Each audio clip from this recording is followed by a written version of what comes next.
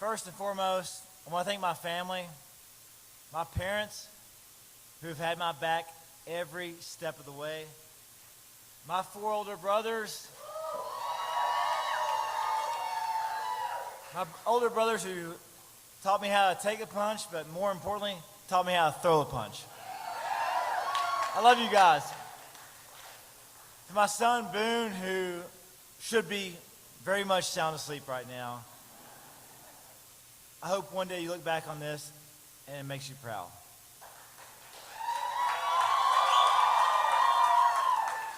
And I hope that you realize that big dreams are worth chasing, and that to remember that if you ever get knocked down, to always, always get back up and keep fighting. To my campaign team, thank you. To Chris Barron of the Spin Doctors, right? I mean, it means so much that he's here because, to be honest, my brothers would not have come here tonight unless he was here. To Bill Wilson and DJ T Streets, thank y'all so much. Thank you to the Music Farm for hosting us here on Tuesday evening. Appreciate it. To Senator Mia McLeod, thank you for putting yourself forward to run and for the spirited debate on the issues. And even though we were competitors, we're now on the same team.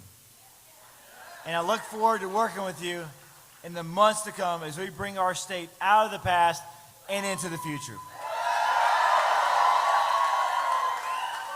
And to Carlton Boyd, Calvin McMillan, and Cowboy Williams, thank you for running, and thank you for offering yourself for service to our amazing state. And to even Governor Henry McMaster, congrats on your hard-fought primary victory tonight. But the last not least, the voters, you all.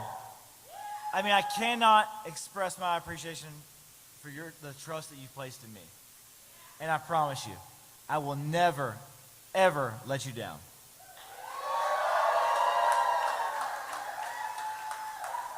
So, it is with great humility and honor that I accept your nomination for governor of the great state of South Carolina.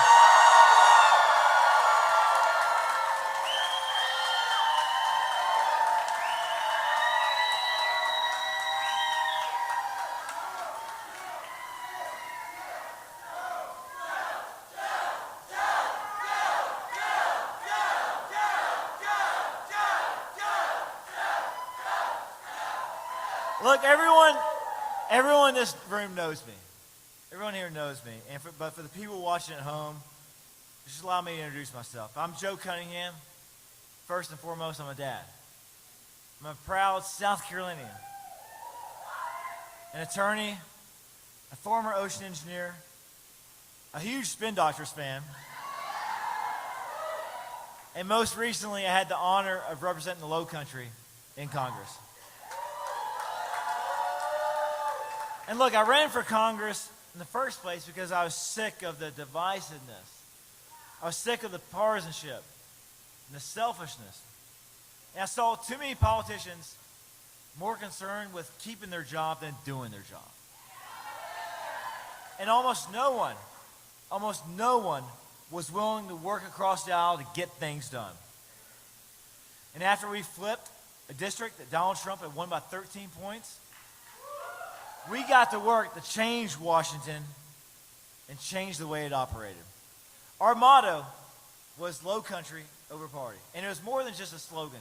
It was more of our North Star and our guiding principle.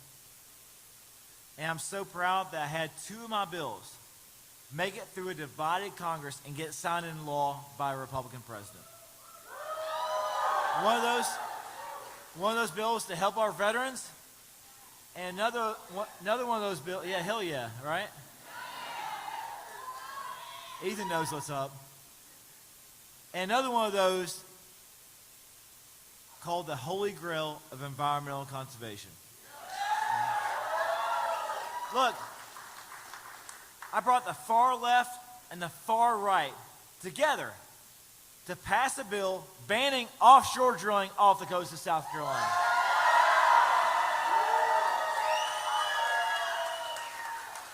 We passed a bill to close the Charleston loophole. Another bill to protect voting rights. And so much more. But I also wasn't afraid to buck my own party. I stood up to Democrats and stopped the congressional pay raise. I voted against a budget that increased the debt, and not just no, but hell no to those who wanted to defund the police. I was proud. I was incredibly proud to be ranked one of the most independent and one of the most effective members of Congress. Words that have never been used to describe our current governor. Ever. And look, a couple weeks ago I turned 40. And someone reminded me that I am now officially as old as Henry McMaster's political career. You see, Henry McMaster...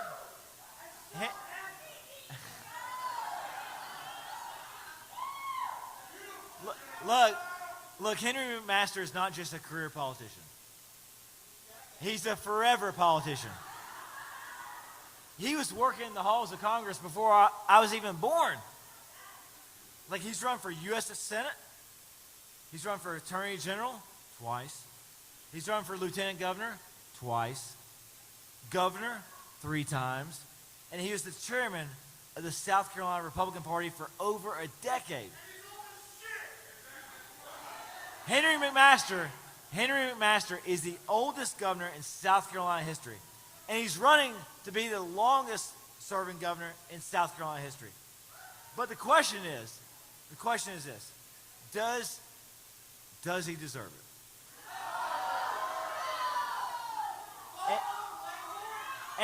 And look, what can we expect?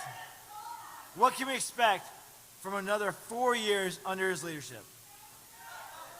And look, while I appreciate his service and his long political career, we've got to be honest. We've got to be honest about his track record. Our schools remain at the bottom of every list. Our roads are ranked literally dead last in our country. We've been ranked the worst state for women and one of the worst states to start a family. Violent crime and murder are at an all-time high. We're losing out on major economic projects because companies, they want to relocate where there are good schools, safe roads, a healthy workforce, and leadership with a vision for the future. And right now, we don't have any of that.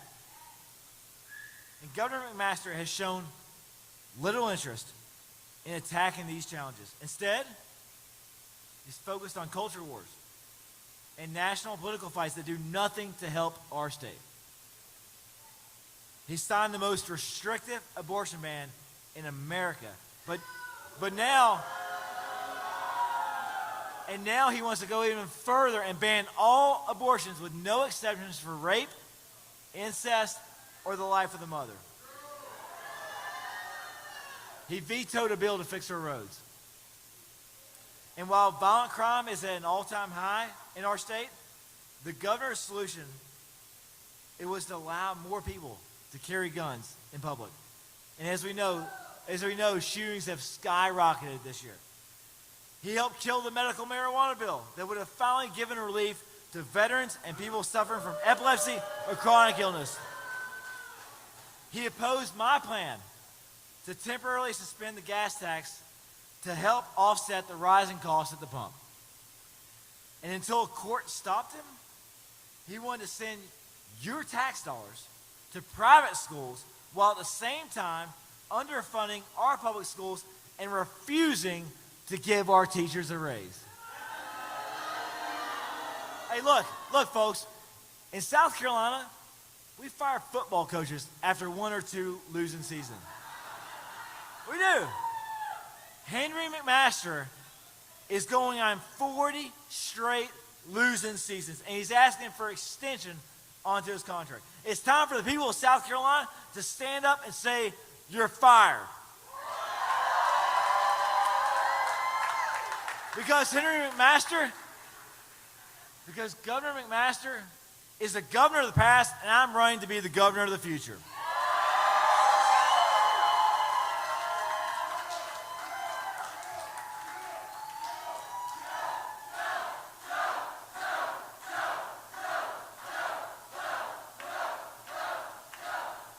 Hey, because the future of our state is bright. But only if we look ahead, not behind. And my plans as governor, they're ambitious because I think we have to be. You know, none of what I want to do is radical. It's just simply overdue. Like dramatically raising teacher pay so they are finally treated like the heroes they are. Right? Like legalizing marijuana and sports betting.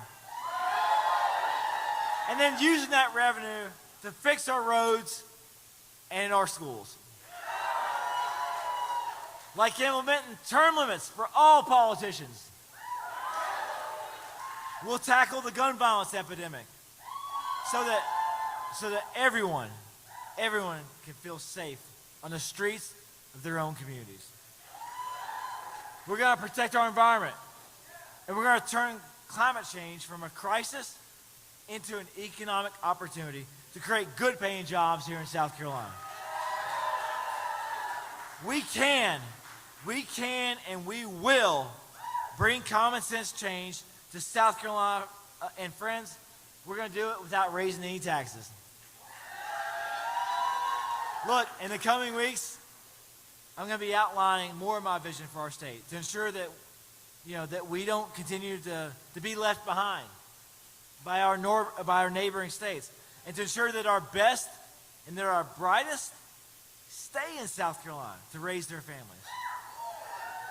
And to guarantee that every child in South Carolina has the opportunity at a successful life, no matter where they're born, no matter where they live, or what they look like, or who they love.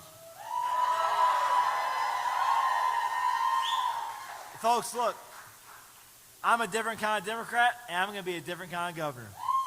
Y'all know that. My fellow South Carolinians, I'm asking you to take a chance on me. And maybe you're a Republican. Maybe you never voted for a Democrat. Maybe you don't vote at all. Maybe you're not even registered. But I want to change that. And this campaign, our campaign, is going to give you something to be excited about. It's going to give you something to be hopeful about. Something to be proud of. I want to give you something to vote for, not just something to vote against. And look, I'm going to be straight up with you. I'm going to be honest. We may not agree on everything. But as former mayor of New York City, Ed Koch, said, if you agree with me on 7 of the 10 things that I say, vote for me. If you agree on 10 out of 10 things I say, go see a psychiatrist. But I can promise you one thing. We are going to agree more than we disagree. Because I'm not interested in the division. I'm not interested in the culture wars and the wedge issues. While Governor McMaster wants to distract, deceive, and divide, I want to unite, inspire, and deliver.